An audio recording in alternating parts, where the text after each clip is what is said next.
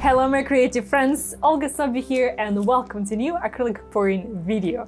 Let's create a vibrant overflow with hot red color palette. So in my last video I did this painting with a new layout and I absolutely loved how it turned out. So I decided to do the whole series with this vibrant overflow look, just exploring different color palettes and variations. And today it's all about the reds. So let's see how it turns out with reds. As always, all of my color names and details and mixture and all the information in the description under this video. So check it out, and without further ado, let's get started.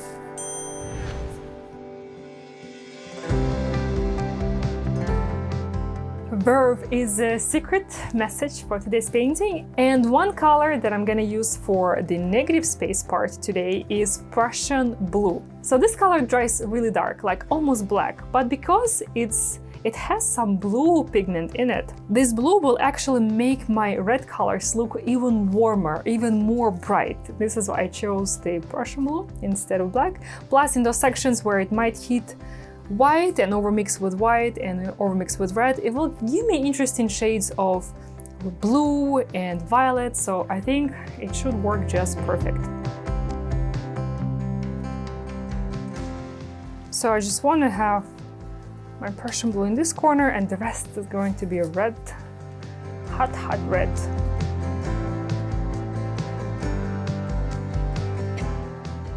So today I'm not gonna align my red colors in gradient order. I actually want to have it more random. And the main color would be this red violet. So I want to have this sort of cascade look.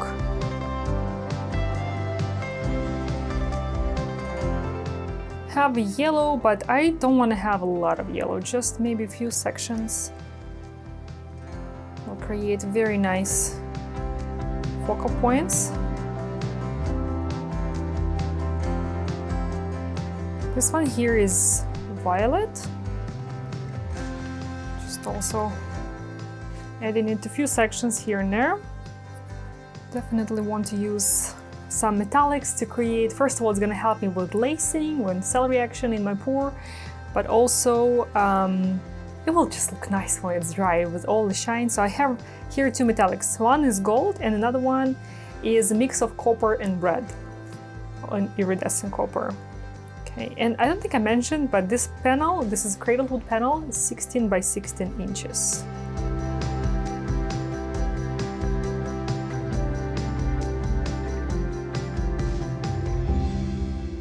Okay, this is perfect.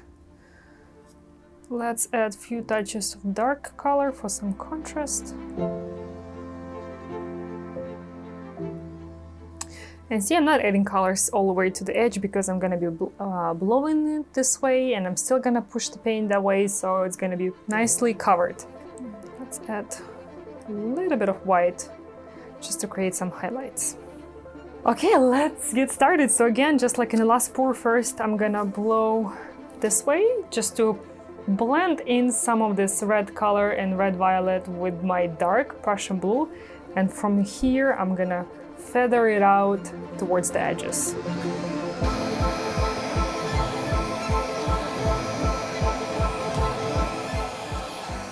Oh, nice! Beautiful!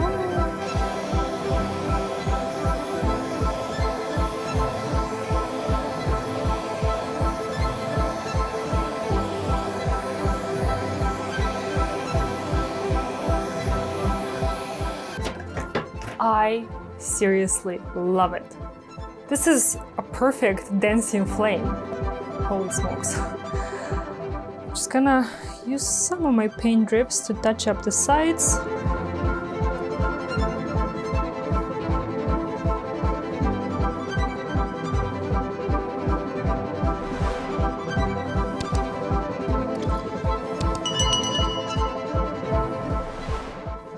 I think I want to do the same thing as the last time. I'm going to add a few finger swipes.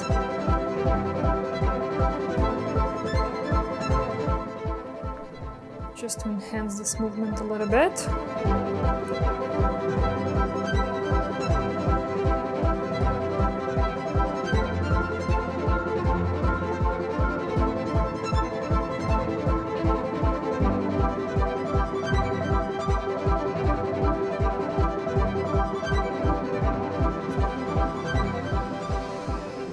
I love it so much better with finger swipe, especially this one.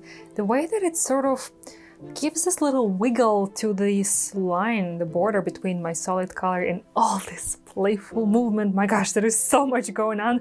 I really love those pops of yellow. I'm so glad that it didn't add a lot of yellow because it would overwhelm the flow, and now it just creates those nice accents, especially combined with some gold.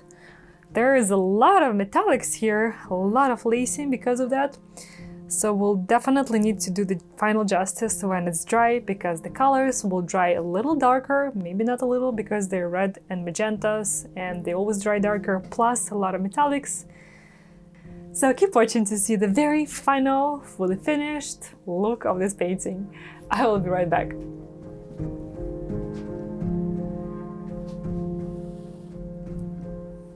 Here's this beauty dry, and I wanted to do a few small touch-ups here and there to continue the movement, to extend some elements or make them more bright and defined.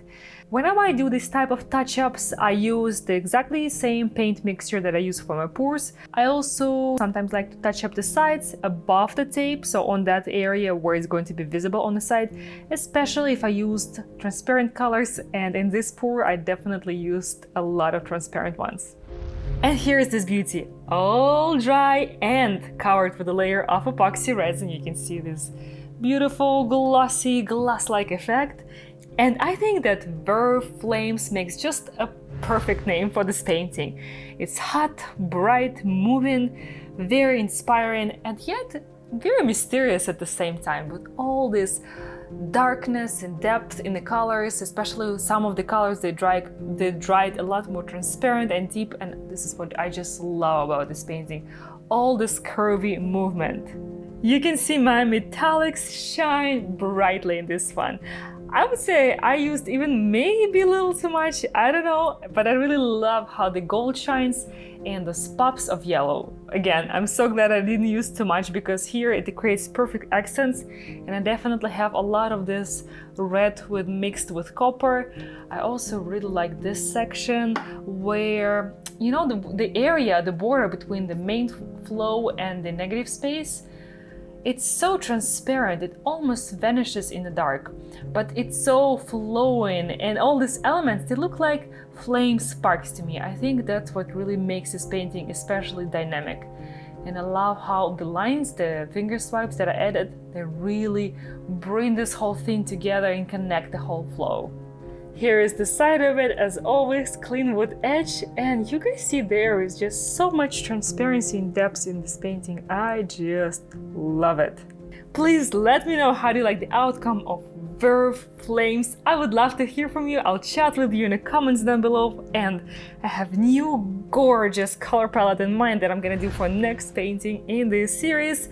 It's coming up next Saturday, so stay tuned. I'll see you in the next video, and I'm looking forward to seeing your beautiful creations. Thank you so much for watching. Take care, stay creative, and I'll see you in the next one. Bye bye.